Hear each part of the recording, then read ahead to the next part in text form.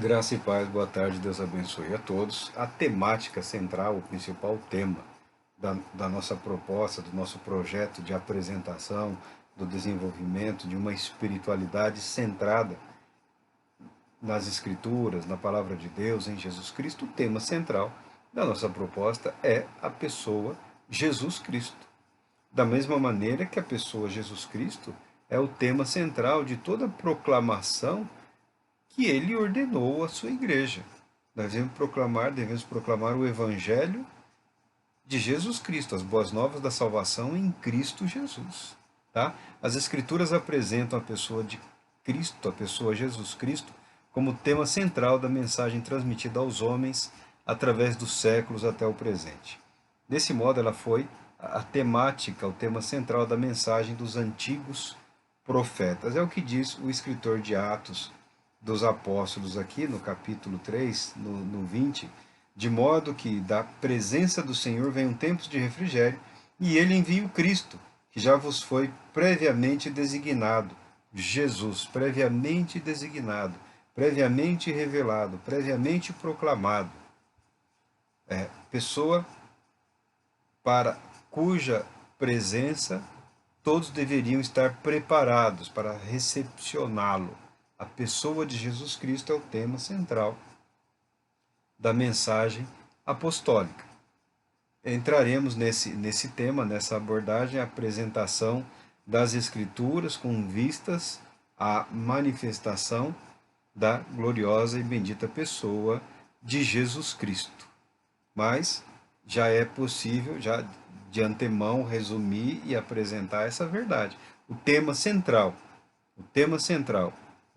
das profecias, ou da profecia de todo o Antigo Testamento, do Jardim do Éden até a revelação de Cristo Jesus, é a redenção da humanidade através de Cristo Jesus, tornando-se ele o tema, profecias messiânicas, um termo técnico, profecias com vistas à preparação para a vinda do Redentor. Ainda no livro de Atos dos Apóstolos, no capítulo 10, no verso 43, diz de uma maneira mais clara, mais abrangente, essa verdade. Todos os profetas testemunharam sobre ele. Todos os profetas testemunharam sobre ele, Jesus o Cristo, afirmando que qualquer pessoa que nele crê recebe o perdão de todos os pecados mediante o seu nome. Não está escrito em nenhum lugar do Novo Testamento que a pessoa que se converter ao cristianismo recebe perdão de todos os seus pecados. Não estou questionando o cristianismo. Não estou questionando a fé cristã. É a minha fé. Não estou questionando as manifestações religiosas cristãs. Não. Não estou questionando. Não estou questionando as cerimônias nem os rituais cristãos, as instituições cristãs. Não estou questionando. Eu estou dizendo que a palavra de Deus declara de forma simples e serena o seguinte: todos os profetas testemunharam sobre ele, afirmando que qualquer pessoa que nele crê recebe o perdão de todos os pecados mediante o seu nome. Toda pessoa que nele crê. Existe alguma tragédia em relação ao cristianismo? Existe. Infelizmente existe.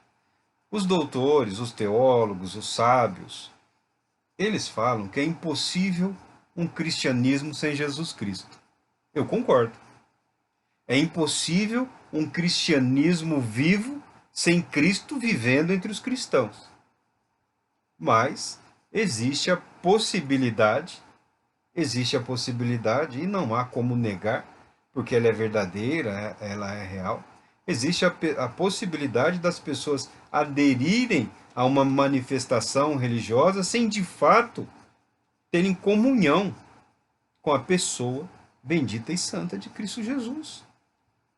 Sem ter sido alcançado pela salvação que há em Cristo Jesus, não na manifestação religiosa, não no cerimonial, não na liturgia. O Salvador, a salvação está na fé, na pessoa de Cristo Jesus. É uma sutileza de linguagem, é uma questão às vezes de detalhes, mas a pessoa é extremamente religiosa, incrivelmente religiosa, totalmente comprometida com os padrões, com os rigores da instituição a qual ela pertence. Ainda assim, é possível detectar fragilidade espiritual na vida de diversos indivíduos. Por quê? Eles têm um apego à manifestação religiosa sem de fato conhecerem a pessoa do Salvador. Porque quando os nossos olhos se voltam para Cristo Jesus, tudo mais diminui. Todos os demais valores, propósitos, objetivos são reduzidos à sua real importância ou significância, ou seja, diante de Cristo Jesus, são reduzidos a quase nada, são condições necessárias para a vida social, familiar, para a estrutura da sociedade, para a organização da fé, para a organização dos recursos, para a organização de indivíduos, de propósitos, de tarefas e de realizações. Mas a salvação está no nome, está na pessoa, Jesus Cristo. Nenhuma profecia apresenta uma instituição como, ou o pertencimento a uma instituição, como razão suficiente para salvar. Esse foi o debate que ocorreu e ainda ocorre no que diz respeito aos judeus. Não é de fato servo de Deus, filho de Deus, família de Deus, necessariamente, exclusivamente por ter nascido num determinado grupo de indivíduos.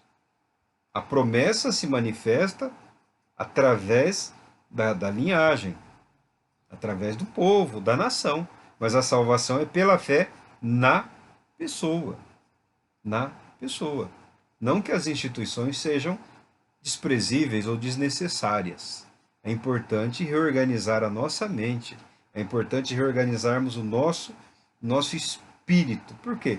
Muito empenho, muita energia é gasta em função da atividade vinculada à religiosidade, não necessariamente a pessoa de Jesus Cristo. Porque o cristianismo já foi apresentado ao longo dos tempos não necessariamente como uma religião institucionalizada, mas como um modo de vida, como um modo de viver, como uma disposição de viver. Tanto que os cristãos eram conhecidos como os do caminho, os que vivem de acordo com o caminho, de acordo com os ensinamentos, os que vivem em conformidade com a pessoa de Jesus Cristo. Jesus não instituiu o judaísmo como religião oficial para os seus seguidores. Ele não instituiu o judaísmo. Depois foi uma longa briga do apóstolo Paulo e também dos outros apóstolos contra os judaístas, ou os judaizantes, que até hoje estão aí, né? Uma coisa que fica assim meio sem sentido, sem significado, né? Uma coisa que fica carente, fica caricato, né? Você vê pessoas usando cerimônias, vestes, o vocabulário, a linguagem, e você olha, você presta atenção, você fala, mas está faltando algo. Falta, para ser cristão, falta Cristo. E para ser judeu, falta convicção. Falta convicção no que diz respeito às ordenanças de Moisés para a composição da organização religiosa do povo. Então, ficam meio que no meio do caminho, sem uma crise de identidade espiritual. Em Cristo Jesus, nós não nos sentimos nem um pouco limitados ou deficientes em relação à nossa espiritualidade, não havendo necessidade de comparação com qualquer outra manifestação religiosa. Temos perfeita liberdade em Cristo Jesus e acesso ao trono da glória, conforme a palavra de Deus afirma, conforme a palavra de Deus orienta, conforme a palavra de Deus a nós determina. Então, a pessoa, está escrita a pessoa de Jesus Cristo, mas eu prefiro falar a pessoa Jesus Cristo, é o tema central da nossa proposta de espiritualidade, da nossa religiosidade, da nossa fé, da nossa disposição em vivermos uma vida de comunhão com o nosso Senhor, de colocarmos a nossa vida, o nosso viver à disposição desse Deus bondoso, amoroso e maravilhoso. Não só os profetas testemunharam acerca de Cristo. Jesus Cristo não foi só o tema principal da mensagem dos profetas, foi também das mensagens proclamadas pelos apóstolos. No próprio livro de Atos, que é o livro de Atos do Espírito Santo, já foi sugerido por uma questão de ênfase. Ninguém precisa mudar o nome de nenhum livro da Bíblia. Atos dos Apóstolos está ótimo, mas nós precisamos nos conscientizar de que a pessoa que está conduzindo, vivificando, preenchendo, capacitando, orientando, dando discernimento, compreensão, poder, autoridade aos apóstolos, é o Espírito Santo. É o Espírito Santo. Colaboradores de Deus. A palavra usada pelo apóstolo Paulo. Cooperadores. Os ministros do Evangelho, os apóstolos de Jesus Cristo, estão cooperando com Deus pela fé em Cristo Jesus, no propósito de Deus de resgatar os pecadores. Então nós temos aqui no capítulo 5, 41 e 42 de Atos dos Apóstolos, que diz: os apóstolos se retiraram do sinédrio contentes por haverem sido considerados dignos de serem humilhados por causa do nome. E todos os dias no templo, bem como de casa em casa, não deixavam de pregar e ensinar que Jesus Cristo é o Messias. Jesus Cristo é o Messias. Jesus Cristo é o Senhor. Jesus Cristo é o Salvador. Jesus Cristo é o caminho. Jesus Cristo é a verdade. Jesus Cristo é a vida. Jesus Cristo é a luz de Deus para os homens. Jesus Cristo é o tema da mensagem proclamada. Jesus Cristo é a razão de viver. Jesus Cristo é a vida do Evangelho. Jesus Cristo é a vida dos apóstolos. Jesus Cristo é a vida de Deus habitando nos apóstolos de maneira a transbordar e alcançar os pecadores, os perdidos, os que estão debaixo do pecado, todos nós. Esse é o tema central. Talvez confrontando essa verdade, essa realidade e a maneira como eles se dispunham a viver em submissão a Cristo Jesus, nós possamos traçar um paralelo, uma comparação, guardada a distância, a cultura, guardados os momentos históricos, mas falando de indivíduos, de pessoas, de seres humanos, que não mudamos absolutamente nada ao longo desses 2000 anos. A humanidade continua a mesma coisa, a mesma tendência. As inovações tecnológicas não implicam numa evolução do caráter, numa evolução do indivíduo como um todo. As melhorias realizadas na arquitetura, no urbanismo, não significa que o indivíduo conseguiu reparar por conta própria a sua natureza pecaminosa, corrompida, caída, carente de Deus, necessitada de Deus. Comparando a maneira como que os apóstolos e os discípulos dos apóstolos se empenhavam em viver, em expressar a vida de Cristo através do viver deles e a maneira como nós nos dedicamos nos dias de hoje, nós podemos encontrar aí, possivelmente, um motivo pelo qual não experimentamos um avivamento. Eu também fui jovem, né? As pessoas sonhavam 30 anos atrás, né? Um avivamento, e em vários momentos, em diversas ocasiões, pareceu a todos que estava se iniciando um grande avivamento, um poderoso avivamento. Nós vimos um crescimento numérico, um crescimento muito grande das igrejas evangélicas, né? O cristianismo se mantém aí como a religião predominante no Brasil, mas nós não vimos um transformar do caráter dos indivíduos à semelhança do caráter de Cristo Jesus. E a nossa expectativa, a nossa convicção é de que o verdadeiro avivamento envolve a caracterização, ou seja, o caráter moldado, o caráter transformado. Verdadeiro avivamento não é necessariamente uma manifestação de poder. Porque o jovem, né, ele pensa em poder, nos milagres, na cura. Isso é ótimo. Que Deus nos abençoe e que isso aconteça. Amém? Mas o verdadeiro avivamento diz respeito ao moldar do caráter do indivíduo, ao novo nascimento, ao nascer do céu, ao ter garantida a cidadania celestial. Talvez por este caminho, um pouco mais silencioso, um pouco mais sereno, pacífico, incrivelmente mais exigente do que o avivamento de poder, de barulho e tal. Ainda acreditamos na possibilidade de um avivamento para esta geração. Não só na possibilidade, mas na necessidade.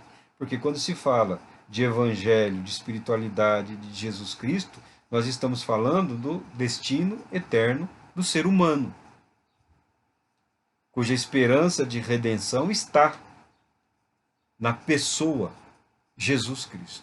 Na pessoa Jesus Cristo. Ainda em Atos dos Apóstolos, no capítulo 9,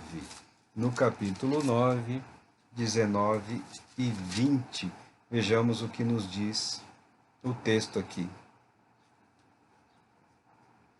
Nosso amigo Saulo, logo depois de alimentar-se, ganhou novas forças e passou vários dias na companhia dos discípulos em Damasco. Logo após, Saulo começou a pregar nas sinagogas que Jesus é o Filho de Deus. Saulo aqui é o jovem Saulo que esse texto apresenta a sua conversão, a sua cura da sua cegueira espiritual, o seu novo nascimento, o seu nascer do alto, regenerado, gerado pelo Espírito Santo, se recompõe como homem, se recompõe como religioso, se recompõe como cidadão, se recompõe como irmão, se recompõe como fiel, se recompõe como indivíduo temente e obediente a Deus, não mais disposto a perseguir e a matar, mas disposto a entregar a sua vida pela causa do seu mestre. Tão logo é fortalecido, tão logo encontra-se preparado, ele se dispõe a visitar as sinagogas e pregar e proclamar que Jesus Cristo é o Filho de Deus.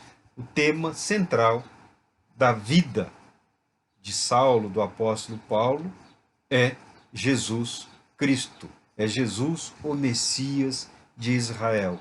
É Jesus o prometido de Israel, a salvação para todos os homens, para toda a humanidade. Além dos apóstolos, nós também podemos ver a mensagem conforme apresentada pelos apóstolos e pelo próprio Cristo Jesus anteriormente aos judeus no capítulo 17. O capítulo 17, o apóstolo Paulo está numa sinagoga e os versos do 1 ao 3 ele fala: E tendo passado por Anfípolis e Apolônia, chegaram a Tessalônica, onde havia uma sinagoga judaica. Como fazia habitualmente, Paulo foi à sinagoga e por 3 sábados argumentou com aquele grupo de pessoas com base nas Escrituras, explicando e comprovando que se fez necessário que o Cristo padecesse e ressuscitasse dentre os mortos, e proclamava: Este Jesus que vos anuncio é o Messias, é o prometido de Israel, o prometido para Israel, para que através dos judeus alcance toda a humanidade. Jesus Cristo é o tema central da vida e da proclamação profética. Jesus Cristo é o tema central da vida e da proclamação apostólica. Jesus Cristo deve se tornar o tema central das nossas vidas, da nossa fé, da nossa proclamação e da nossa espiritualidade. Uma espiritualidade sem Cristo não é uma espiritualidade saudável. Não é uma espiritualidade que proporcionará os resultados prometidos e garantidos pelo Senhor Deus através da fé. Algumas pessoas, eu sei, e nesses dias, de tempos em tempos, isso é comum, estão se aventurando em propostas e perspectivas espirituais, em práticas, em técnicas, em métodos. Não é problema meu. A preocupação minha exclusiva é quando eu tomo conhecimento que alguns jovens cristãos, alguns jovens temente a Deus, na ânsia de experimentarem ou expressarem um pouco mais intensamente o seu viver, a sua fé, ansiosos, desejosos de serem instrumentos úteis, hábeis e poderosos nas mãos do Todo-Poderoso, estejam procurando atalhos. E esses atalhos podem levar as pessoas, podem levar as mentes do indivíduo a um estado de muita perplexidade, a um estado de agitação, de perturbação, que não são necessariamente condizentes com a palavra de Deus. Não existe absolutamente nada, não existe absolutamente nada em termos de espiritualidade, de vida espiritual, de poder espiritual, de dinâmica de comunhão com os céus, que qualquer prática ou atividade ofereça, que não exista já e de forma plena em Jesus Cristo. Permaneça em Jesus Cristo. Ele é mais do que suficiente para realizar na sua vida tudo, absolutamente tudo, que Ele prometeu e se comprometeu a realizar. Deus Todo-Poderoso te abençoe, que Jesus Cristo se manifeste na sua vida, no seu viver, para que você experimente ou reexperimente a alegria eterna da salvação e da comunhão em Cristo Jesus. Deus te abençoe.